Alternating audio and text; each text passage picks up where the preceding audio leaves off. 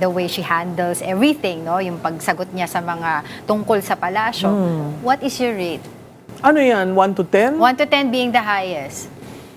Siguro 5. Bakit 5? 5 dahil hindi naman siya, alam mo, ang spokes dapat nagsasabi ng totoo.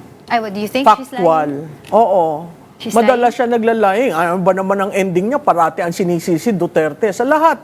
Kung titingnan mo siya, kung gagawa ka ng series of videos, parati ang default niya, kasi Duterte, o ito si Duterte, etc.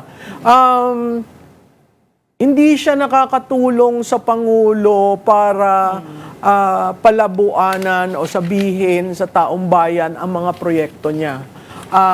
Hindi nakakatulong sa pagkaklarado. At lalong pag nakikita mo ang taong bayan na naaasar. Kasi nga,